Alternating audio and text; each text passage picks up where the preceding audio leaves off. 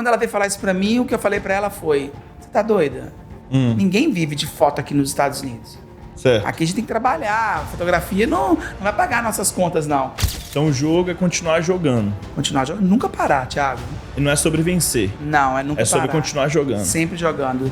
Comprei um business quebrado, o que você vai fazer com isso agora? Vai chorar? Não vai resolver nada, né?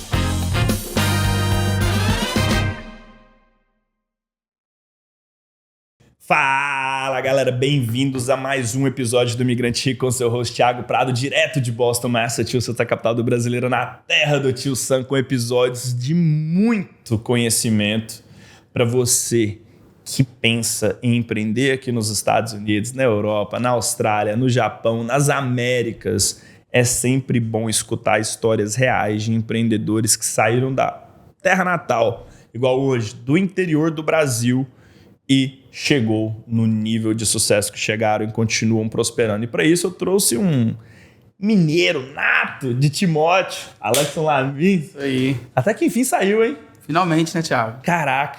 E a culpa é minha essa aqui eu assumo ao vivo. Ó, você é a lenda de foto aqui da região, pô. São muitos anos já trabalhando com isso aqui. A gente pode revelar a idade porque você tá com essa cara novinha, bonitinha. Então você...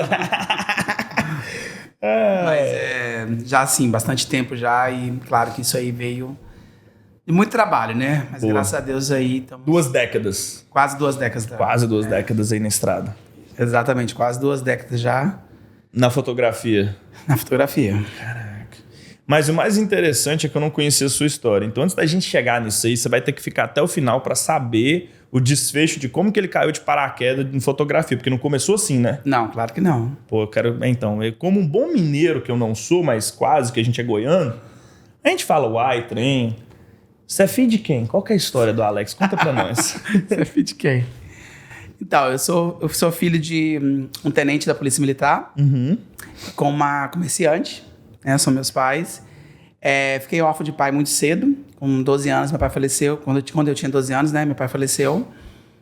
Mas aí eu tive uma mãe muito presente, que pôde me proporcionar tudo assim, o que meus irmãos mais velhos não tiveram, ela pôde dar para mim e para minha irmã, que somos mais novos.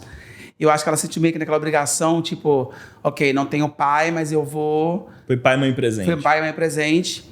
E assim, a gente teve oportunidades que meus outros irmãos não tiveram, como escolas particulares, faculdade. Sim. Isso deles, nenhum deles teve. Tanto eu quanto minha irmã, a gente teve isso.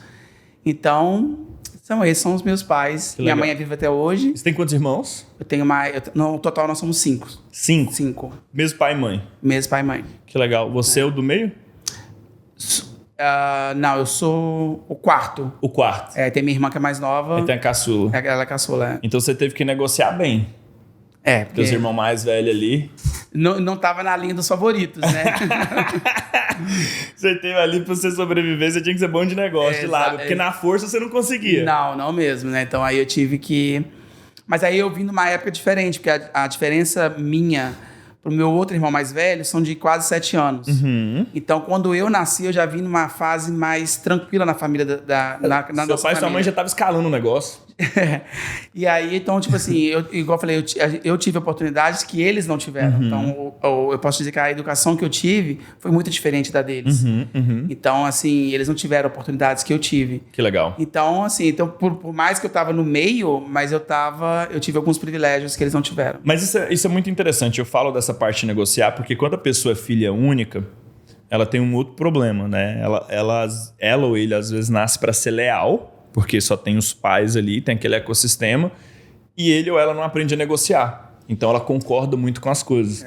Quando você vem no ecossistema de família grande, pô, se você não comer rápido, alguém pega a sua comida, irmão. É bem isso. Hã? Se você quer o último picolé ali, você vai ter que negociar alguma coisa. É muita gente ali já concorrendo, né? Querendo mesmo picolé no caso. Cara, é sensacional isso, porque a gente cresce e às vezes hoje eu passo bastante tempo analisando pessoas com um olhar mais psicológico mesmo, né? Por que as pessoas fazem o que fazem? Quando a gente olha para a infância das pessoas, muitas das respostas estão ali. É verdade. Às vezes essa perca com o pai, essa ausência, eu perdi o meu com um mês de vida. Então, assim, aquele choque, né? E aí aquele vazio, e aí o seu irmão mais velho teve que cobrir aquele espaço, aquele lugar que não era dele, aquela função, e a sua mãe presente. Então, assim, como que isso impacta, né, no Alex hoje como adulto? É bem legal, agora eu tô entendendo. E aí, qual que foi seu primeiro emprego lá em Timóteo, cara? O que você fez? Então, eu sou formado no... Mas antes, moleque mesmo, como é que você ganhou seus primeiros reais? Você descarregou um caminhão de telha, limpou um quintal? Como é que foi? Fez alguma coisa desse jeito? Vendeu picolé? Não. A vida foi mais tranquila? Não, eu não vou ser aquela história assim do menino pobrinho que conseguiu... Eu também não era pobrinho, não, mas se você me desse R$5 pra descarregar um caminhão de telha, eu ia. Mas não, eu não fui. Eu fui trabalhar, meu primeiro emprego já tinha 20 anos, então, tipo, eu realmente... A vida era mais tranquila. Era mais tranquila, então eu nunca trabalhei com outras coisas. Cala na mão era só da academia. E viajar, e aproveitar. A vida era boa. Era bem que você falou mesmo, você pegou uma fase melhor. Eu peguei uma fase melhor. Não, igual eu falei, se você conversa com meus irmãos mais velhos, não é a história deles. Porque realmente eles pegaram uma fase... Tiveram que ralar, né? E também, querendo ou não, como meu pai era militar, ele trazia o regime militar para dentro da nossa casa. Então, os meus irmãos sempre tiveram que fazer coisas até mesmo dentro de casa. Claro. Como ajudar minha mãe dentro de casa. Um tinha que lavar vasilha, que ela fazia o almoço, o outro tinha que... fazer a cama. Arrumar. Pauleira. Então, eu já vim numa fase que eu não tive que fazer nada disso. Nem isso eu fazia, entendeu? Então... Igual eu te falei, o negócio foi escalado. Foi escalado, exatamente. Você escala o business. O mais velho vai cuidando mais novo. Dizem que depois do terceiro é mais fácil. Eu não sei, porque só tem 2. Não quero saber, não. Eu também não cheguei nesse ponto. Eu também parei no 2 e falei, não quero saber como é que é, não. Muito legal. Aí, aos 20, qual foi o primeiro trabalho? Então, aí eu fui trabalhar numa empresa de contabilidade, onde eu cuidava da parte do departamento pessoal, onde eu trabalhava com uma empresa com mais de 500 funcionários, e eu cuidava toda a parte do departamento pessoal, né? De folha de pagamento, eu trabalhava com isso aí. E no Brasil foi meu único emprego. Foi a única coisa que eu fazia no Brasil até eu sair de lá para vir para cá. Você saiu de lá com quantos anos? Com 23. Então, dos 20 aos 23, você ficou nessa empresa? Fiquei nessa empresa. Aí, de repente, de onde veio essa ideia de vir pra cá? Você conheceu o Valadarense? Na verdade, Thiago, nunca foi um sonho meu vir pra cá. Era um sonho dos meus irmãos mais velhos vir pra cá. 2 deles já estavam morando aqui. Então eles vieram. Eles vieram, acho que... Então a família é grande aqui hoje. Não, já voltaram. Um hoje mora no Canadá, ele fica metade do ano no Canadá e metade no Brasil. O outro, ele vem todo mês pra cá, mas ele mora no Brasil. Ele vem e fica uma semana aqui, porque ele continua com o negócio dele aqui. Mas ele mora no Brasil, é 3 semanas lá e uma aqui. Então, eles mesmos... De nós, só ficou eu por aqui agora. Mas o sonho era dos caras e você que ancorou. Eles já moravam, que eles chegaram aqui, tipo, acho que em 95, quando eles chegaram. Que legal. E não era um sonho, não era uma vontade minha. Tipo, eu tava trabalhando, fazendo minha faculdade, então eu tinha realmente uma vida bem tranquila no Brasil. Eu falei... E eles só reclamavam que é muito frio, aqui não é isso, aqui não tem isso, não tem um monte de coisa. Naquela época, né, não tinha. Igual tem hoje, vários restaurantes, lojas, tudo. Hoje tem tudo do Brasil aqui. Naquela época eles moravam aqui, não tinha isso. E aí... Você alugava o filme do Fantástico. Como é que é depois? Eu cheguei a pegar um pedacinho dessa parte. Eu cheguei junto com a Globo aqui, na verdade, né? E aí, mas eu cheguei a pegar um mês ainda de alugar a fita do que passou no Fantástico na semana anterior pra gente poder ver aqui. Era bem... Que ano você chegou? Cheguei em 2001. Eu também cheguei em 2001, cara. Cheguei em fevereiro de 2001. Eu também. Debaixo de uma tempestade de neve. Da tempestade de neve, foi pauleira. Pois é, foi bem ali que eu cheguei. E a Globo chegou logo depois, não sei se você lembra dessa época. Cara, eu não tenho muita lembrança não. Porque eu lembro que pra gente ter a Globo tinha que ter aquela antena. A caixinha. Não, aquela antena da Dish grande, tinha que instalar na frente também, da casa. Isso aí. Mas a Dish veio depois. Não, aliás, da Dish, né, que veio com a antena. Enfim, mas não era uma vontade minha estar aqui, vir pra cá nem nada. E eles queriam trazer minha mãe pra cá. Porque eles já tinham, acho que, sei lá, 5, 6 anos que eles estavam morando aqui. E bateu saudade. Eles não podiam voltar no Brasil. Falaram, vamos tentar o visto da mãe, quem sabe ela consegue e tal. Mãe pegou. E aí, quando a minha mãe falou assim, ok, então eu vou. Porque minha mãe não queria vir, mas ela falou, não, então eu vou pra ver vocês. E, querendo ou não, era o filho mais velho dela, né? Que tem os privilégios de filho mais velho. E aí meu irmão falou pra mim assim, olha, aproveita que a mãe vai tirar o visto, tira o seu também. Porque, na verdade, ia tirar minha mãe, o meu outro irmão mais velho, que morava no Brasil, que tinha empresa no Brasil, tinha uma situação financeira boa, então ele falou assim, não, então aproveita que ele vai tirar com a esposa dele e com a mãe e vai junto. Só vai. Porque a probabilidade do seu visto ser negado é muito grande. Você é jovem, enfim, não tem vínculo nenhum no Brasil, você vai ser negado.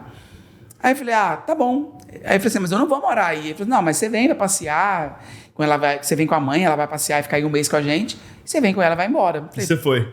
Não, aí eu fui tirar o visto. Aí a gente foi, tirou o visto, só que lá, não sei se naquela época, a gente não pegava na hora, né? Você entregava o passaporte, o cara falava, foi aprovado, e você voltava na semana seguinte a buscar o seu passaporte com o visto, né?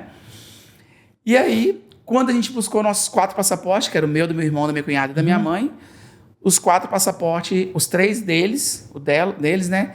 Tudo com visto de 10 anos e o meu com visto de 3 meses. O meu visto não foi um visto de 10 anos, foi de 3 meses. Só vai. Não... E tinha uma observação no visto ainda. Estava escrito em inglês, naquela parte de observação, que eu estaria viajando com a minha família para a Flórida. Mas tudo isso em código deles, né? Aí a minha irmã falou para mim assim, o negócio é o seguinte, vou te jogar real. Ou você vem agora ou você não vai vir nunca mais. Isso aí é a oportunidade batendo na sua porta, por isso que eu coloquei que eu só vim aqui por uma oportunidade. Se você não for agora, você não vem nunca mais. E aí eu tive 3 meses para resolver minha vida no Brasil. Aí eu pedi demissão na empresa. Aliás, eu fui mandado embora, que eu pedi para ser mandado embora para receber todos os meus direitos. Como eu trabalhava com isso, eu sabia como funcionava. E aí eu resolvi, mudei toda a minha vida e comprei uma passagem para Nova York. São Paulo, Nova York. Era BH, São Paulo, Nova York. Quando eu Mas veio sozinho? Não, aí eu vim, tava com a minha mãe e a minha cunhada, que elas estavam vindo. Meu irmão não veio, mas a minha cunhada estava vindo.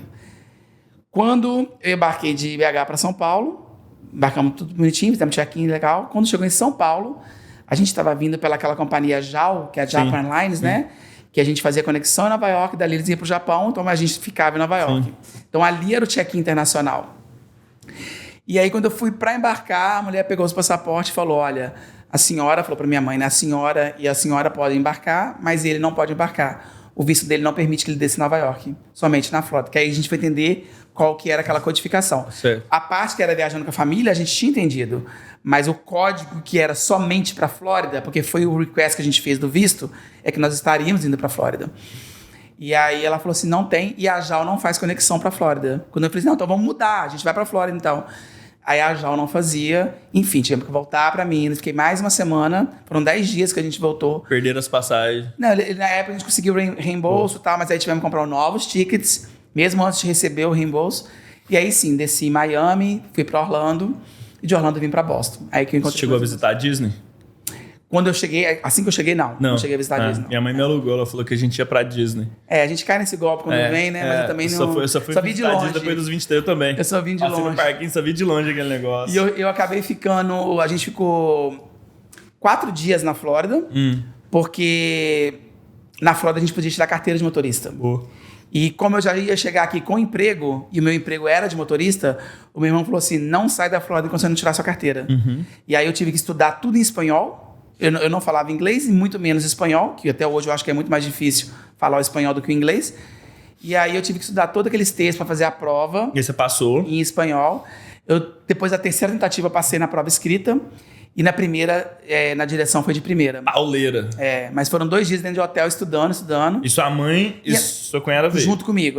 Ficaram lá. Ficaram lá na Flórida junto comigo. Só que elas saíam pra passear, pra fazer compra. E você estudando? E eu dentro do hotel estudando, até eu tirar a carteira. Aí assim que eu tirei a carteira, a gente pegou o voo, veio pra Boston, encontrar com a nossa família aqui. Caraca, que legal, cara. E aí você veio pra Boston, chegou aqui, qual foi o primeiro trabalho? Então, meus irmãos trabalhavam já com...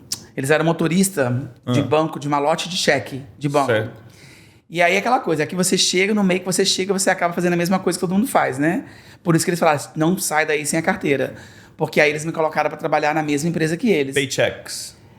Na verdade, assim, é como se, por exemplo, quando hoje em dia a gente tira a foto do cheque para fazer depósito. Naquela época não existia isso. Entendi. Então você ia no banco, depositava um cheque. Aí o cheque passava pelo aquele sistema deles e eles iam acumulando. Então 2 vezes por dia a gente chamava de rota. 2 vezes por dia, eu tinha a minha rota, por exemplo, eu fazia 5 bancos por dia, o mesmo banco 2 vezes. Então eu ia no horário do almoço, todo o cheque que passou pela manhã, eu pegava era uma sacola, e eu levava na central do banco. Que na época era um Sovereign Bank, que hoje é o Bank of America. E aí a gente levava pra central. Aí na parte da tarde a gente fazia a mesma rota de novo, pegando o que passou na parte da tarde, que era o final do dia. Sim. E pegava os mesmos malotes e entregava na central de novo. Que legal, cara. Era um trabalho tranquilo, não era... Super. Ficava no carro o dia inteiro dirigindo. Era o seu Uber Food. Só que o cheque não tinha valor, não tinha nada. Você já foi Nutella desde o começo. Desde o começo, exatamente. Já cheguei, eu realmente nunca tive... Se tivesse Instacart, era você. Era eu lá. Talvez se eu estivesse chegando hoje, eu seria o cara da Uber. Do Instacart. Exatamente. Pode jogar os moleques de hoje em Seria eu dia. esse cara hoje. Muito bom, cara. Não tive que passar, limpar a casa, não fui pra área da construção. Não foi rapar neve no inverno, não? Não, nunca fiz isso. Pô, cara, eu ia te perguntar. É porque, na verdade, meus irmãos, como eles já tinham muitos anos aqui, Sim, eles moravam num condomínio, com garagem e tal. Então, eles já estavam numa estrutura melhor. Mais estabilizado. Então, eu já cheguei ali, na casa com eles. E aí, tá, você foi fazer isso e quando que você conheceu a esposa? Eu cheguei em fevereiro de 2001, ela chegou em abril de 2001. Chegou de onde? Do Brasil. Ela morava no Brasil. Vocês acham que se conheciam lá? Não, a gente não se conhecia lá, a gente veio se conhecer aqui. Ela é de onde do Brasil? Do Rio de Janeiro. Do Rio de Janeiro, legal. Então vocês se conheceram aqui? Nos conhecemos aqui. Não foi no consulado do Rio, não? Não foi no consulado. Porque ela morava muito longe do consulado, né? Então, mas a gente se conheceu aqui. A irmã dela era casada com meu primo. Ok. Então era aquela coisa, naquela época, a gente não tinha tantas opções de locais pra sair. Não tinha Tinder, né? Não tinha nada, né? Não tinha nada. Não tinha nem internet direito. O Tinder era o cunhado. A gente tava começando a internet, não tinha muita coisa. E aí a gente, o nosso divertir era sair pra ir pra um restaurante e tal. Sempre aquele mesmo... Ia lá pro Café Belô. Grupo de amigos. Mais ou menos isso, Café Belô. Ia pra Tabu. A Tabu já era um pouquinho mais pra frente, né? E aí, como ela era do mesmo grupo de família, aí eu conheci ela... E não foi de imediato, porque ela era bem mais nova do que eu na época, tal, mas a gente se conheceu naquela época ali. E querendo ou não, a gente se tornou os melhores amigos. Porque do nosso grupo todo mundo era casado. Nós éramos os únicos solteiros daquela turma que a gente andava. Então ela era de menor? Ela era de menor, ela tinha 14 anos. Você pegou de menor, cara? Não, eu falei que eu conheci ela. Eu conheci ela com 14 anos. Peguei com 15, tá bom. Mas foi assim, aí a gente se tornou melhores amigos, porque, claro, veio aquele lado da carência também, porque você não tinha com outras pessoas para conversar. E foi bom, a gente se tornou amigos e tal, a gente realmente chegou a ter um namoro, mas no início, depois a gente acabou se afastando, a gente ficou um tempo afastado, ela teve outras pessoas e eu também. E aí depois, com 18 anos, a gente se reencontrou, ela com 18 anos, né, na verdade, a gente se reencontrou e a gente decidiu ficar juntos. E já são quase 21 anos já juntos. E aí quando você, nesse período, foi aí que você encontrou a fotografia ou foi depois? Então, a fotografia, na verdade, foi algo que eu sempre gostei muito de fotografia. Desde a época da contabilidade? Desde a época da contabilidade. Legal. Porque eu viajava muito no Brasil. Então você já tinha câmera lá? Não, eu não trabalhava na profissional. Não, mas você tirava foto. Mas eu sempre gostava de fotografia. Eu acho que talvez, não é que eu tirava foto, eu tinha o feeling da fotografia, quando você chega num lugar e fala assim, nossa, uma foto aqui ficaria legal. Sim. Porque naquela época eu morava lá, não tinha celular com câmera, não tinha essas coisas, então não tinha como ficar tirando muita coisa. Eu não tinha câmera. Kodak. Era Kodak, exatamente, com filme. Era filme, então você tinha que tirar, comprava aquele negócio de 36 pose, às vezes queimava 20, só dava, né, enfim, era aquilo ali. E eu cheguei a ter uma câmera de filme no Brasil, mas eu entendi hoje, trabalhando em fotografia, que o que eu tinha lá já era o olhar, porque a fotografia ela é muito mais além do atenção para detalhe. O detalhe. Você tem que minimizar. Eu conseguia ver uma foto. Mas para mim mesma a fotografia não veio através de mim, veio através dela, porque ela teve a iniciativa de ir para a escola para estudar fotografia. Certo. Entendeu? Ela teve o primeiro contato no high school, com câmera, porque ela fazia high school técnico, então ela pegou o lado da fotografia. E aí ela quis ir para a escola mesmo para aprofundar na área da fotografia. E quando ela veio falar isso para mim, o que eu falei para ela foi: você tá doida? Ninguém vive de foto aqui nos Estados Unidos. Certo. Aqui a gente tem que trabalhar, a fotografia não vai pagar nossas contas, não. E ela, mas eu quero muito, porque eu gosto, que não sei o que e tal. Eu falei, ok, então vamos lá. Porque o que estava acontecendo? Eu tinha que investir. Eu tinha que tirar o dinheiro, que a gente juntava dinheiro. Tinha que subsidiar o negócio. Aí, ok, então tá bom, já que é seu sonho, vamos fazer. E aí ela foi pra escola, aí ela começou, preciso de uma câmera agora. Falei, aí começou o investimento. Aí eu falei, ok, fizemos isso aqui pra comprar a câmera. Comprei a câmera pra ela. Aí quando ela veio com a câmera, olha, então, agora eu preciso de flash, eu preciso de lente, eu preciso de uma bolsa pra colocar isso tudo. Ih, que merda que deu. Vou ter que gastar mais dinheiro. E aí eu falei, ok, vamos lá, esse é o sonho, vamos continuar. Eu fui, comprei pra ela. E aí ela começou a pegar uns trabalhos. Sim. E aí eu, com a minha parte administrativa e de vendedor que eu tenho, falei, vamos fazer o seguinte, então. Você trabalha e eu vendo o seu trabalho. Porque a gente sabe hoje que o mercado... Eu recebo e você trabalha. Vamos fazer assim, que não adianta você ser um talento na fotografia se você não sabe vender. Não, mas isso é qualquer coisa. Empresa que não vende, qualquer empresa, exatamente. Qualquer emprego, qualquer trabalho hoje, não adianta você ser super talentoso numa coisa e não saber fazer venda. E aí a gente começou a trabalhar do meu jeito, aquilo que eu achava que era certo para aquela época, né? Fazer os nossos marketing, de vender o trabalho dela. Então eu vendia o trabalho dela na fotografia. E aí eu fui vendo que ela foi ficando realmente bem busy para aquilo ali. O negócio foi funcionando. Foi funcionando. Aí foi de repente você pagou a lente. Já tava, aí começou a dar lucro. Aí o negócio já deu retorno. Falou, o negócio ficou bom. Então aí o cara agora, vendedor, peraí, esse negócio tá funcionando. Vou investir mais que dá certo.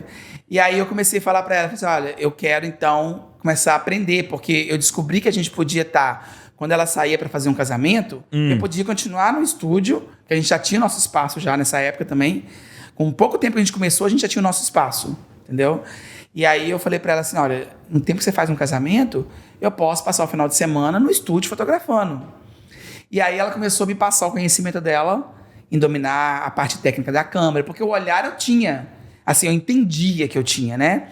Só que eu não sabia mexer no equipamento. Certo. Aí ela começou a me ensinar a mexer no equipamento para que eu pudesse trabalhar nos finais de semana enquanto ela fazia um casamento, eu poder atender no estúdio. Aí você foi pegando as manhas dos macetes. Fui pegando as manhas, aí eu comecei a vender muito mais, porque aí a gente vendia um evento e sessões durante o dia. Aí ela trabalhava no restaurante. O restaurante naquela época era assim... Ralava pra caramba. Ralava pra caramba e você dependia do tips também. Porque você ganhava um salário muito baixo, porque o salário delas era no tips. E tinha dia que ela chegava em casa chorando, porque ela atendia uma mesa gigante, eles não davam tips, aquela coisa toda e tal. E aí quando eu vi que a fotografia estava cobrindo já aquilo ali para ela, eu falei, faz o seguinte, não precisa mais. Chuta o pau da barraca. Vamos focar só na fotografia para você agora. E assim foi durante 4 anos. Eu dividi o meu trabalho de malote, igual eu te falei que eu tinha, porque aí eu consegui ter um schedule, porque a gente vai conquistando dentro dessa carreira de malote de banco, você ainda tem conquistas de trabalhar mais perto de casa, de rodar menos e tal. As rotas vão melhorando. Vão melhorando. Eu comecei trabalhando, por exemplo, eu ia todo dia para New Hampshire. Eu dirigia em média, quando eu cheguei, quase 500 milhas por dia. Uau. A minha rota era toda pro lado de New Hampshire, que era longe de onde eu morava. E à noite eu ia para Hartford, Connecticut, todas as noites. Uau. Então eu andava quase 500 milhas por dia. E quando que veio a Baby? A primeira? A primeira veio em 2005. Então vocês nem tinham começado o negócio ainda? Não vocês tínhamos. Vocês começaram o negócio no meio de babies. Elas eram tudo pequenininhas. Caraca. Quando na nossa segunda a gente estava começando o negócio. Capital? Pra começar? Não. Eu te falei, a dificuldade de comprar uma câmera que tinha. A gente começou na cara, na coragem. E foi investindo. A gente não foi feito aquele business plan, vamos fazer assim. Não existia nada daquilo. Não tinha nada disso, Nada disso. Então a gente simplesmente foi com a cara e com a coragem. Qual a importância de você ter um cônjuge promotor nessa jornada empreendedora? Cara, eu vou te falar. Eu falo isso pra ela. Pra mim, talvez se não fosse ela, talvez eu não seria um empreendedor, ter as coisas que a gente tem hoje, porque realmente partiu dela. Sim. Talvez eu teria seguido o mesmo trilho que meus irmãos. Meus irmãos trabalhavam com a mesma coisa, e aí cada um teve um negócio, e aí prefiro voltar pro Brasil, ficar entre lá e cá. Sim. Tipo assim, eu acho que eu precisava de saber que para me ter algo de sucesso, algo que eu realmente conquistei. Sim. Então eu acho que eu precisei dela dar esse empurrão para que a gente realmente pudesse. É que eu tenho muito isso aí comigo, sabe, Alex? É que quando você... Hoje, gente, com o tempo de estrada que a gente já tem aqui, certo? Você vê que muitas pessoas tinham potencial, mas o cônjuge detrator foi que sugou a energia, a vida e até o brilho da pessoa, né? Então o cônjuge é um grande fator que leva o imigrante a ter sucesso aqui nos Estados Unidos. Com certeza. E uma das uma jornada solitária. Porque olha só, veja bem. Hoje em dia, a gente praticamente não tem finais de semana. São raros finais de semana que a gente pode sair, estar em família com nossas filhas ou estar fazendo algo pra gente. Ou a gente se realmente organiza a agenda, se prepara, ou a gente está sempre trabalhando. Sim. E aí eu sempre falei para ela o seguinte: se ela não trabalhasse junto comigo, no mesmo emprego, no mesmo trabalho que eu, seria muito difícil nós darmos certo. Ah, sem dúvida, porque ia ter aquele se ela descaso, tivesse um schedule segunda a sexta e final de semana ela fosse estar livre, ela ia querer fazer o quê? Ela quer sair com o marido, ela quer ir pro mall, ela quer ir para um restaurante. E eu estaria fazendo o quê? Eu estaria em eventos, casamento, em festas, trabalhando. A conta não fecha. A conta não ia fechar. E aí o fato de a gente trabalhar com a mesma coisa, e sempre, ou a gente sempre tá junto, ou cada um tá com uma equipe em eventos diferentes. Sim. Então a gente sempre se reencontra Tá na mesma no final vibe. do dia, no final da noite. E aí nós fazemos o nosso final de semana numa segunda, numa terça. Então a gente cria o nosso final de semana, entendeu? Então eu falo que a sorte de podermos trabalhar junto, claro que não é sempre mil maravilhas, né? Trabalhar junto, 24 horas junto, dentro de casa, no trabalho, tomar decisões juntos, nunca é muito fácil. Mas isso facilitou muito a nossa vida no fato de não ter... Porque se eu tivesse que chegar em casa, uma mulher brigando comigo todos os dias, porque eu passo o final de semana trabalhando e que não sei o quê, ou eu ia largar minha carreira de fotógrafo, Sim. ou eu ia acabar com o meu casamento. Não ia funcionar. Não ia funcionar. Eu ia ter que abrir mão de um E as meninas, as duas, pegou o bug Então, artístico ou não? não nessa área. Tá. Não nessa mesma área nossa. Queria muito que elas pudessem seguir carreira ali. Tentamos também, mas nenhuma das duas quis seguir nessa área. Qual que é o perfil delas? Qual que é a idade delas hoje? Hoje, a minha mais velha tem 19 e a mais nova tem 16. Certo. Vai fazer 17 agora próximo, mas tem 16. As duas, a mais velha já formou escola técnica Meus parabéns em quê? em culinária e hospitality. que legal. Então ela já tem uma formação técnica. Não quis ir para a faculdade. Certíssimo. Também não obriguei. É? Falei, ó, você tem muitas coisas hoje em dia que você pode estar fazendo. O que eu não abriria a mão era da high school. Falei, o mínimo que a gente tem que dar para um filho até ali é o high school. Faculdade não é... Não, e o técnico é sensacional. É sensacional, eu também gosto muito. E a minha mais nova também faz técnico, ela faz dental, só que ela já quer ir para a faculdade. Boa. Ela quer investir, ela quer ir para essa área do dental. Do então, dentro mesmo, ela quer investir ali. ela falou, pai, eu quero faculdade. Eu falei, tá bom, então se você quer, a gente vai investir em você. Qual que é a chance de uma das duas se tornar empreendedora baseado no que você vê? A mais nova. A mais nova. A mais nova. É interessante, eu faço essa pergunta porque eu analiso muitos filhos de imigrantes aqui. A gente chama, né, a primeira geração de imigrantes somos nós, o segundo são os nossos filhos. Eles são considerados segunda geração de imigrante. Uma das características que eu percebo é que muitos deles, às vezes, não querem empreender.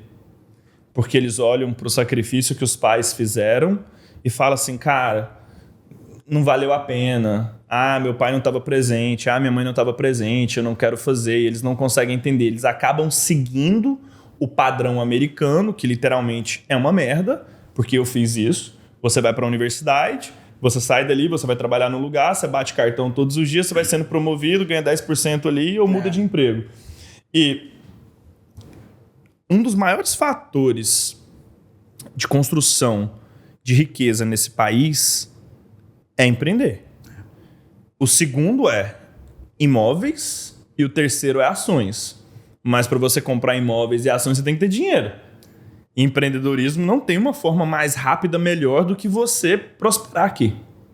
É interessantíssimo isso. Então, assim, é como que a gente cria esse desejo nos nossos filhos porque eles não passaram a necessidade que a gente passou quando chegou aqui. Verdade. E aí é que tá o pulo do gato, entendeu? Muito legal, cara. Aí você foi construindo o estúdio, o cliente foi chegando, vocês foram se especializando. Hoje você tá construindo um estúdio novo. Estamos com Pode dividir aí, é segredo? Não, posso dividir. Na verdade, esse é um sonho que a gente sempre teve, legal. que era ter o nosso próprio espaço. Então o espaço é de vocês É agora. nosso. Comprado. Meus parabéns. Nosso, E aí a gente... Depois de quantos anos? Depois de 16 anos. Olha aí. Pagando aluguel de ponto comercial. Sim. E aí agora, você vê, dia 1º de julho agora, nosso último aluguel E parabéns, aí a gente já muda pro nosso espaço, que é nosso.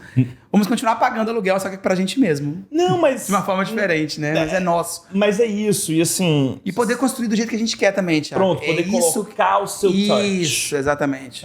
Mas é que muitas vezes as pessoas veem o resultado da inauguração ali e falam, caralho, os caras deram sorte, mas não viram que foi 16 anos pra chegar ali, né? Não viram. Foram muitos $1.000 pagos de aluguel em 16 anos. Que, enfim, agora a gente está pagando algo que é nosso. Então, e para mim o melhor de tudo, igual eu tô no momento de uma obra nesse momento, é você poder ir ali escolher cada detalhe que tá, porque o espaço a gente está refazendo ele todo. Então, você poder escolher o chão que você quer, o jeito que a parede vai ficar, o seu backdrop infinito, como é que vai ser, a decoração do seu espaço, porque agora é meu. Sim. Entendeu? Então, tipo, a gente poder fazer do nosso jeito. Não quando você pega um lugar, principalmente o lugar que eu tava, que você era muito limitado no que você podia fazer. Entendeu? Você não podia renovar ou fazer do jeitinho que você queria. Não podia mexer. Não podia mexer na parte estrutural. E mesmo que eu mexesse, igual, por exemplo, o pouco que eu mexi no espaço que eu tô agora, eu vou sair agora, eu tenho que ir lá, mandar destruir tudo que eu fiz para poder deixar do jeito que eu peguei. Porque é uma exigência de contrato deles. Então, eu vou ter que quebrar tudo que foi feito. Foi uma melhoria muito boa para o espaço, mas eles não querem nem saber. Eles querem que eu entregue do jeito que eu peguei. Então, ou seja, eu vou ter que gastar dinheiro de novo agora para poder desfazer tudo que foi feito há um tempo atrás. Uau. E não tem como você repassar o espaço? Teria se eu achasse alguém interessado. Eu achei uma pessoa, só que o tipo de business que essa pessoa tem, a cidade onde é meu estúdio não permite mais daquele tipo de business ali. Então, a pessoa que eu tinha achado, o business dela não é aceito na cidade, porque tem um limite de business, daquele estilo de business, para ficar naquele espaço. Então, agora você vai ter que gastar a grana para reestruturar ainda e botar. Vou ter que gastar para tirar tudo e poder finalmente estar livre desse... Mas meus parabéns, cara. Se você pudesse hoje ter uma conversa com a Alex lá em Timóteo, quando ele começou aquele primeiro emprego dele, o que você falaria pra ele, cara? Olhando pra aquela câmera ali, ó. Você bate um papo com ele. Vocês estão sentados, conversando. Qual que é o conselho que você dá pra ele? Cara, se eu pudesse sentar comigo mesmo naquela época, eu falaria, vai fundo, não desiste, porque a promessa que você tem pra você é muito grande. E não desiste. Continua, que vai dar certo. Não vai ser fácil, mas vai dar certo. E ele ia te perguntar para você, falar assim, tá, o que eu devo fazer com o conhecimento que você tem hoje? O que você transferiria para mim? Qual que é o conhecimento que você dava para ele? Para mim mesmo, né? O que você acha que você tem hoje que se você pudesse entregar para aquele jovem de 20 anos lá em Timóteo, que ia realmente fazer a diferença na vida dele? Eu acho que talvez acreditar mais no potencial dele, porque é o que eu falei, se não fosse a pessoa do meu lado me desse aquele empurrão para começar, talvez eu não teria começado. Então eu diria para ele, ó, acredita em você e investe no que é no seu sonho, porque no que você colocar a mão vai dar certo. Boa. Então o jogo é continuar jogando. Continuar jogando. Nunca parar, Thiago. E não é sobre vencer. Não, é nunca parar. É sobre continuar jogando. Sempre jogando. Sempre correndo atrás de conhecimento, de coisas novas. É o que nós estávamos falando aqui. Você vê, o mundo não para. Sim. Quando a gente começa a ficar numa zona de conforto, é hora de vir mudar tudo de novo, que o jogo vira. São novas cartas e você tem que aprender a jogar com essas novas cartas. E agora tá mudando tudo de novo.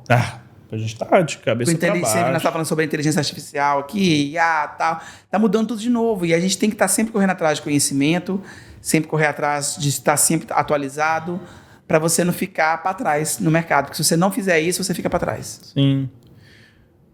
A Su e você, sua esposa, né, eu tenho a sorte de conhecer vocês, eu vejo que vocês são pessoas de muito propósito, forte.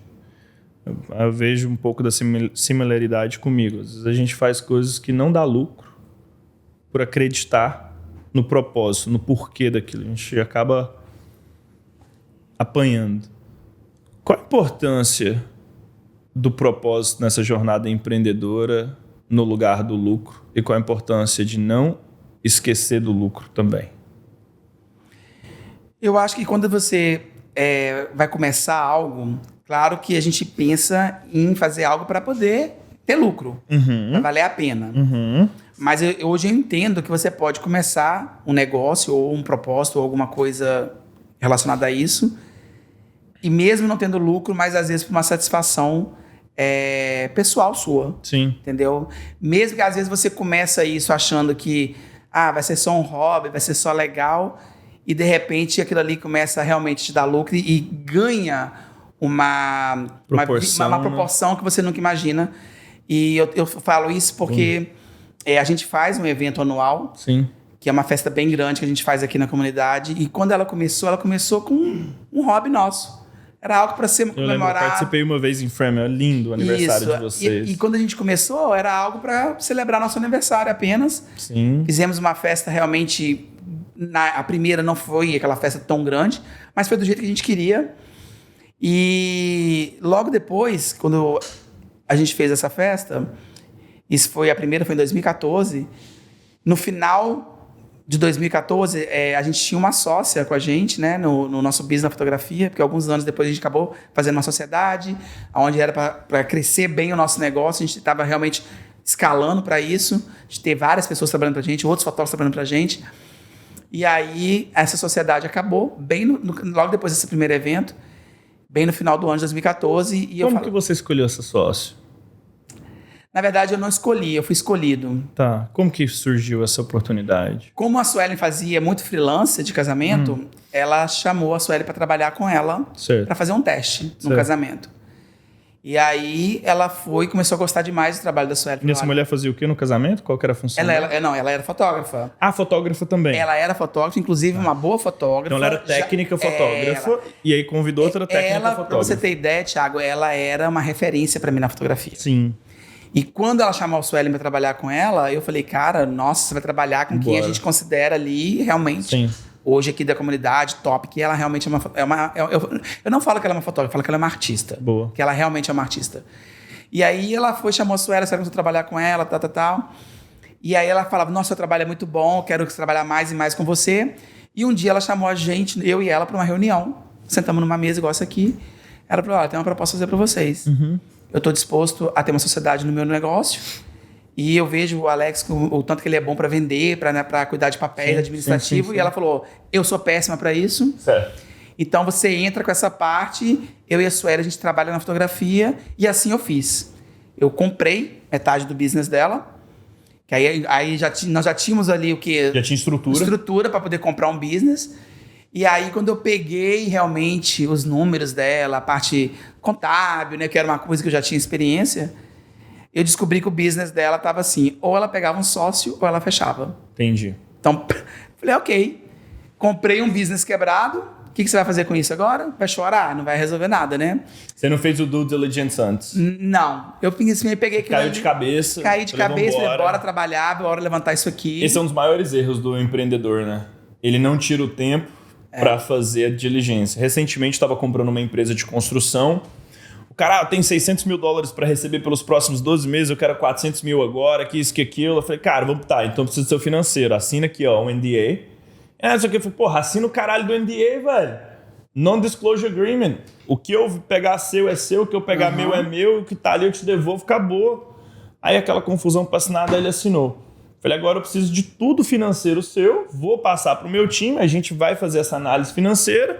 Ah, mas é que as vendas do ano passado, o dinheiro passou por uma conta de tal e eu não recebo desse jeito, já passa direto pro cara. Eu falei, tá, então como que a gente rastreia isso? Ah, mas não tem como rastrear. Eu falei, então não existe. Então é isso aí, desculpa, até igual, né? Enfim, não existe. Mas se você não me pagar, eu falei, não, seguinte, eu compro a sua empresa com uma entrada e financio com um fluxo de caixa futuro pelos próximos 36 meses. E você vai continuar na empresa. Por 12 meses, com 24 você se torna conselheiro, nos últimos 36 você não precisa nem de aparecer mais, mas eu quero ser envolvido. E se a gente não atingir essas metas, você não recebe. Se você está falando para mim que é verdade, por que você está com medo? Então, estruturação de compra de negócio é muito bom. Com certeza. Mas, quando a gente faz a tarefa de casa.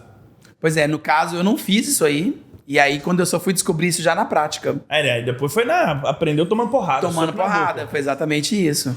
E aí eu falei pra Sueli, olha, o negócio é o seguinte, a realidade é essa, e o que a gente vai fazer agora? Bora trabalhar e crescer isso aqui. Mas como que isso afetou o relacionamento depois? Com a minha sócia? Mas porque, tipo assim, fica com gosto azedo na boca, né? Cara, Porque não foi transparente. Não foi, por parte da pessoa, claro. Mas eu entendi que, naquele momento, eu tinha o potencial realmente de fazer aquilo ali crescer. Boa, então você falou, tá, legal, por mais que eu comprei um negócio que não valia o que eu paguei, eu consigo extrair o máximo possível disso aqui ainda. E eu entendi também, sabe por quê? Porque como ela era referência pra mim, era um estúdio, uma estrutura maravilhosa. Certo. E só pra você ter ideia, Thiago, quando a gente esteve no estúdio dela, porque quando a Sueli foi trabalhar com ela, aí a nossa filha mais nova nasceu. Sim. E a gente foi fazer a sessão de 1 ano nesse estúdio. Sim. E eu lembro que foi a primeira vez que eu fui no estúdio dela. E eu sentei no lobby e eu falava assim pra Sueli, nossa, se esse estúdio fosse meu, eu mudaria essa parede, eu tiraria aquilo ali, eu pintaria aquilo ali, eu faria uma recepção assim. E eu falei isso no dia das fotos. 6 meses depois, o estúdio era meu. E aquela reforma que mentalmente eu fiz aquele dia, ela foi feita naquele estúdio. Uau. Porque eu entendi que, por mais que não dava lucro aquilo ali ainda, como eu disse, estava quebrado, a gente saiu de um nível e foi para um nível muito mais alto. Cara, porque o jogo, ele exige lidar com a incerteza, né? E você foi mestre disso. Você tem que ter coragem, você tem que abrir mão da certeza pra você fazer o negócio funcionar. Exatamente. Então eu peguei, a gente ficou 4 anos juntos com ela. Eu deixei ela com faturamento, que quando a gente separou o business, né? Ela ficou com o business todo pra ela. Pô. Eu só... E como foi o faturamento durante esse período? Então, eu deixei ela, quando eu comecei, ela tinha um faturamento de aproximadamente uns $250 mil por ano. Como eu decidi sair, e não foi uma saída muito fácil, né? Foi através de advogados, enfim. Mas ela ficou com a empresa toda para ela, com o nome, com o telefone, com todos os contratos, tudo. Eu deixei a empresa para ela faturando mais de $1 milhão por ano. Uau. Então, tipo assim, de 250 mil para $1 milhão, isso apenas em 4 anos. Sim. Entendeu? Você fez ali 4 vezes em 4. Em 4, exatamente.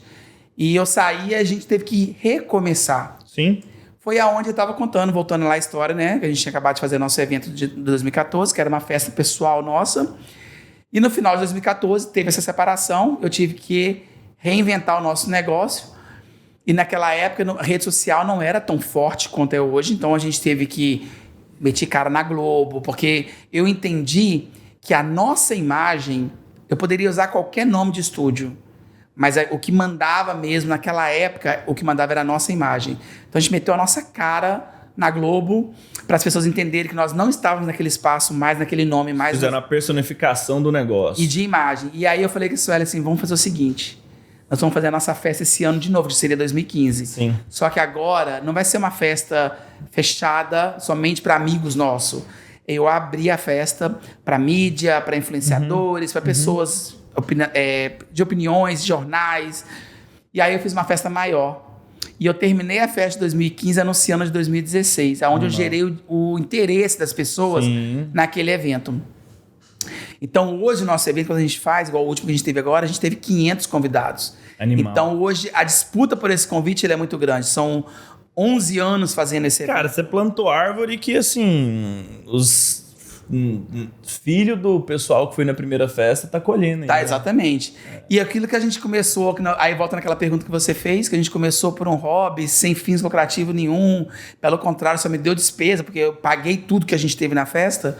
Hoje, poder fazer uma festa que, além de eu colocar o melhor de tudo que a gente coloca lá, com uma estrutura assim, gasta-se muito dinheiro para fazer um evento daquele, é um investimento muito alto, mas eu saber que eu consigo fazer uma festa dessa investindo tanto dinheiro nela e no final ainda tenho um lucro de... Gera o ROI.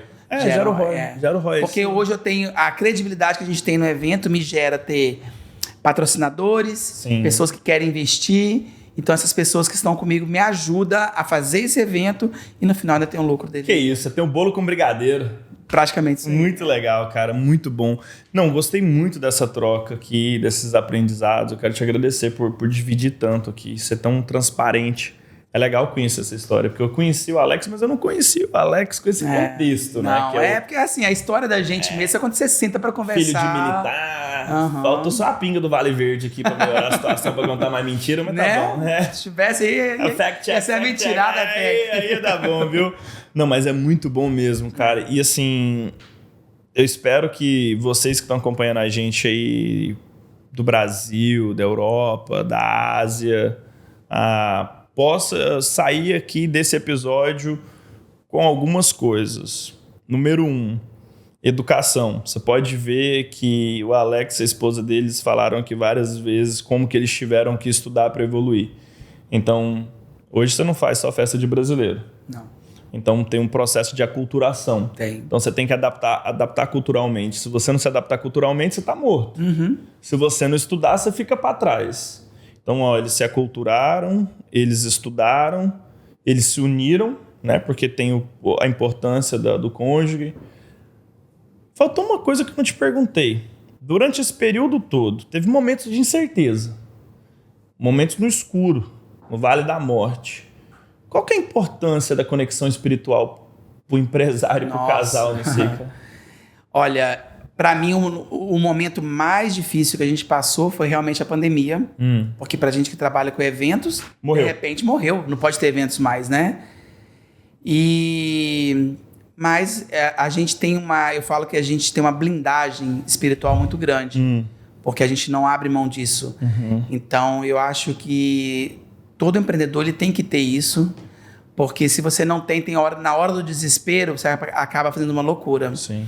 E no momento Muita coisa não tem explicação, né? Não tem. E no momento do desespero, realmente, era só mesmo essa blindagem espiritual que a gente tinha para poder nos consolar e saber, não, calma, não tá fácil, mas vai passar e você vai conseguir. Vai dar certo. Vai dar certo. Muito bom, cara. Então a gente falou, né, da conexão espiritual, do conhecimento financeiro americano. Você aprendeu ali quando você fez aquela compra errada. Então a importância de se adaptar para a cultura americana financeira, já meter o NDA na mesa, pedir o financeiro, colocar na mão de quem entende, pedir uma primeira opinião, às vezes a segunda e a terceira. Com certeza. Muito bom. Cara, eu aprendi muito com você aqui hoje. A gente vai colocar as informações do estúdio seu, então vocês podem seguir eles aí se tiver dúvida. Às vezes estão contratando também, né? Que você falou mais cedo. Sim. Que a dificuldade que tem hoje em dia de profissionais. Profissionais com qualificação e com vontade de querer trabalhar. Vral, é isso aí. Porque quem tem vontade de aprender a trabalhar, e tem a personalidade certa, né? Porque pessoa tóxica também é aquela...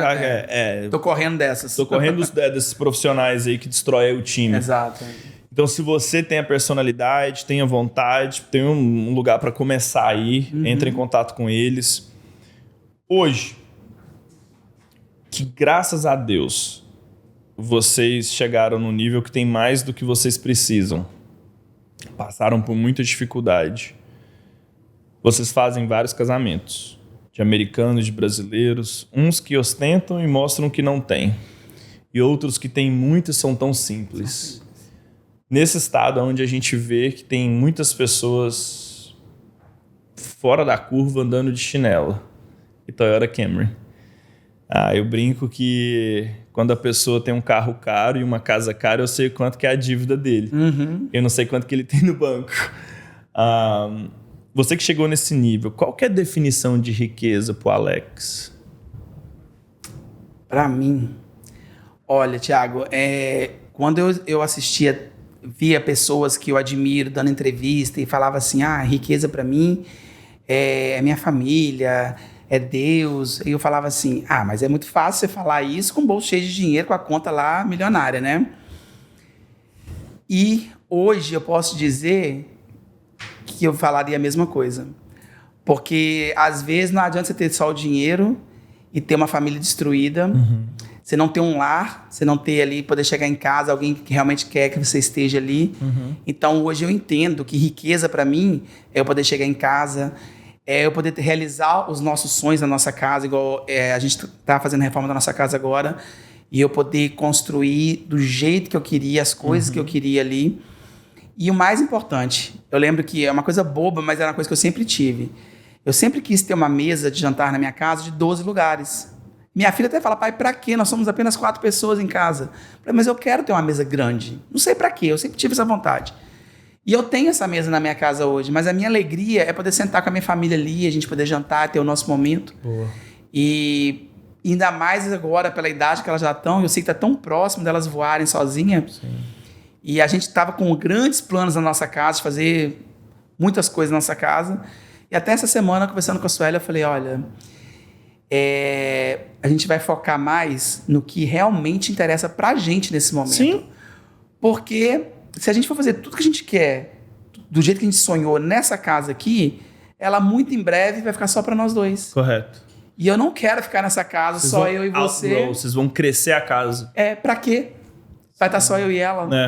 E aí a gente tá fazendo um redirecionamento de rota para que a gente possa... Sensacional essa visão sua, sabe? E deixar elas voarem e a gente tá bem naquilo que é prioridade pra gente. Eu moro em Lexington, tá? Eu vejo muito isso. Eu olho para aquelas casas tão grandes. Eu moro numa de 3 andares. E nessa de 3 andares, de 5.000 square feet, eu já sinto distante dos meus filhos. Uhum. Eu falo, caraca, velho, que merda. Sabe? Eu falei, cara, pô, a gente não se encontra dentro de casa às vezes porque é tão grande. Uhum. E às vezes eu passo naquelas casas que você vê de 7, 10 mil square feet, eu falei, será que as pessoas se encontram aqui dentro? Porque no mínimo é 3 pessoas ou 4 no máximo. Exatamente. Então pra que você precisa disso tudo? E é uma cultura americana nova, porque eles estão derrubando as casas pequenas e construindo coisas enormes. Enormes, Enormes, bizarro. E aí, tá. For what? Porque vem esse próximo passo. E caiu sua ficha. Da 19 e a de 14, elas estão saindo. Em breve vai ficar 6-2, a sala, o quarto, banheiro, and what? Thiago, só pra você ter ideia, o quarto que a gente ia fazer, que um dos cômodos da nossa casa, ele é unfinished, ele tem 2.000 square feet. Sim. Seria nosso master bedroom, só todo esse ambiente. Aí eu falei pra ela, pra quê? Eu vou fazer um quarto de 2.000 square feet, sendo que quando elas saírem, porque a minha casa, todos os cômodos são grandes. Sim. Vai ficar esse tanto de cômodo vazio aqui, então eu pensei, eu não vou investir um valor tão alto pra uma reforma dessa. Não faz sentido. Não faz sentido mais. Não faz. Era um sonho, mas não faz mais sentido fazer aquilo ali. Não, é igual... Você sabe aquele povo que sempre sonhou em ser rico pra ostentar? Então, meu sonho era ficar rico, comprar uma casinha na ilha e ficar bem longe deles. E agora tá perto. Aí. Sério, porque tipo assim, era ficar... Cara, o que eu amo da Grécia e que é sensacional é a simplicidade. É igualzinho em Tiradentes, mas ali em Tiradentes, tem um lugarzinho que chama São João del Rei. Cara, é sensacional, pô. Eu amo o interior de Minas, eu dirijo muito ali, eu me perco, porque eu tenho um escritório, né, ainda ali, vou ter agora pelos próximos 5 anos com a empreitada nova. E o interior de Minas, ele me pega. Me pega mais que o interior de Goiás. Que Goiás a gente é um pouco diferente, é mais afluente, é mais fazendeiro. Você vai pra pracinha da cidade, tá rodando um carro de som, tá aquela pauleira, é aquele tanto de caminhonete cara, aquele Zé Telo, aquela bagunça. O interior de Minas, você vai pra Lavras Novas, nem internet pega. É uma casinha no meio do nada, umas cachoeiras e um povo feliz da vida. E eu acho que o nível de abundância, e uma das coisas que eu bato muito nessa tecla, pra mim, que hoje, tá? É você entender como que você pega o seu patrimônio e vive dele sem ter que ficar correndo atrás do próximo, do próximo e do próximo. Isso tem muito a ver com o número. Você tem que modelar um número e falar, tá, quanto que eu preciso de patrimônio líquido para mim estar livre? Para mim escolher quais os casamentos que eu quero fazer. Fala assim, cara, essa mulher aqui tá com cara de ser chata, vai me dar trabalho. Porra nenhuma, quero não. Não, liga pro meu amigo lá. E isso tem... É tão importante a gente chegar nesse nível, e aí depois que os filhos vai outgrowing, você percebe que você não tem que pagar a faculdade, que a conta fechou, você tem esse luxo. E é bom que caiu essa ficha para vocês, porque hoje eu vejo muita gente aqui que não precisa estar fazendo o que estão fazendo, mas são viciados em roer o osso. Tem mesmo. Mas eu vou te falar, eu tive um aprendizado muito grande no ano passado. Porque tem hora que o corpo te manda sinais. Sim. Dá tilt. Dá tilt. E aconteceu isso comigo no ano passado. Boa. E aí... Burnoutzinho. Hã? Burnout. Foi um burnout? Não, foi um problema no coração. Uau. E aí, esse estalo me deu, e eu falei assim, cara, eu sinto que eu tive uma segunda chance. E eu tenho um sonho, que é, aí você fala assim, você vai querer, o negócio da casa veio também depois disso também, né? Sim. Porque eu não tenho vontade de ficar minha aposentadoria aqui. Gente, quem quer aposentar aqui, Então, desculpa. eu não quero. Do Eu mesmo tiro o jeito que você chapéu pra você, tá? Igual você falou que quer estar lá no seu cantinho, Sim. lá na Grécia e tal. Goiás, lá na minha roça. Eu minhas sou pingas. apaixonado com a Bahia. É, eu viajava muito pra Bahia. E o meu sonho, que é o que eu muito em breve vou realizar ele, eu quero ter uma pousada em Arraial da Ajuda. Boa. Naquela área ali do interior da Bahia. E... Por quê? Aí você pergunta assim, mas por que você quer uma pousada na Bahia? Eu falei, eu quero ter. Minhas filhas não vão estar com a gente mesmo, né? Então elas vão estar aí, cada uma seguindo a sua vida. Mas a chefe talvez vai, hein? A cozinheira. Não creio. Ah. Justo ela, eu acho que talvez a mais nova vai, mas ela não... Mas não. se ela vê... Eu acho que não. Na hora que ela conhecer o que o Léo Paixão faz em BH... Eu acho que elas... A gente que tem filho... Qual que é o nome da mais velha? Júlia. Ô, Júlia, você tem que trabalhar com o Léo Paixão lá em Belo Horizonte. Não, é sério, Júlia. Se você assistir esse vídeo aqui, ó, escuta aqui, tá? Eu sei que eu tenho um pouco de cabelo branco, mas escuta o tio aqui, viu? Léo Paixão...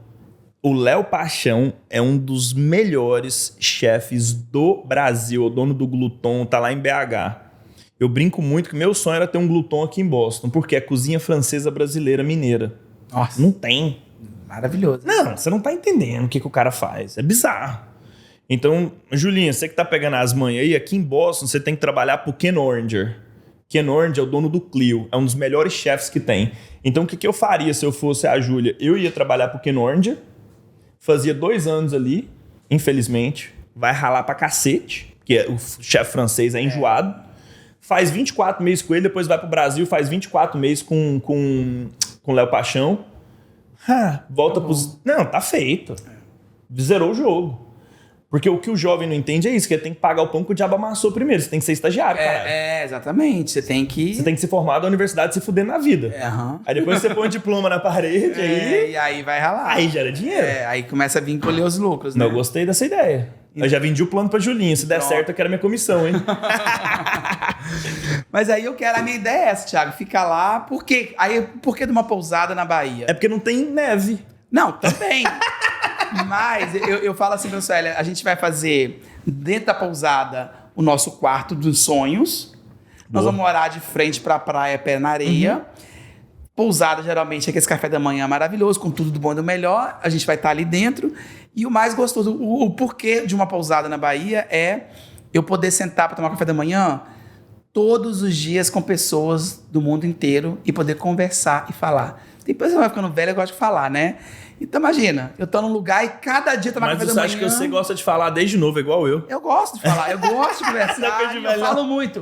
Aí eu falei assim, então vai casar perfeito, porque isso que quando você vai envelhecendo, você fala mais ainda, então, pô, eu já tô nesse caminho. A orelha cresce, a orelha cresce, você fala mais, então eu acho que se eu tiver numa pousada... Mas me chama no off depois que eu te convenço a não fazer isso. Mas é outra conversa. Aí você vive do dividendo e vai pra pousada de alguém só conversar. Mas eu não quero depender do dinheiro. Mas essa é uma história. Mas isso é uma história pra depois. Não, mas as ações judicial trabalhista é um cara. Esquece aquela porra. Depois que o Lula fez hoje ainda, dia 23, sexta-feira 13, aquele monstrinho do PT fez uma cagada lá hoje que você não faz ideia. Vai piorar, né? Não, o custo operacional de tudo subiu. Putz. Enfim, uma história pra depois. Mas você vai me chamar no off, eu vou te dar uma mentoria 0800, vou te convencer de ganhar em dólar e visitar a pousada de alguém. Ficar só viajando, então. Você é louco. Pega o dinheiro da pousada, compra um catamarã, você sobe e desce. Estaciona na pousada de alguém que dá mais louco. É uma ideia também, cara. Ué. Ó, brigadão, viu, cara? Esse bate-papo foi bom demais. Se nós continuar conversando aqui, isso aqui vai sair, sabe o quê? Vai virar uma série. Galera, eu quero agradecer vocês que ficaram até o final. Esse episódio não aconteceria sem a Breezy Seguros, a corretora número 1 do brasileiro aqui na terra do Tio Sam, hispano também. E a Volpone Media, a agência de marketing trilingue da Nova Inglaterra. Isso não seria possível sem eles e, claro, sem o nosso convidado especial aqui, o fotógrafo dos casamentos, Até o próximo episódio. Até mais, pessoal.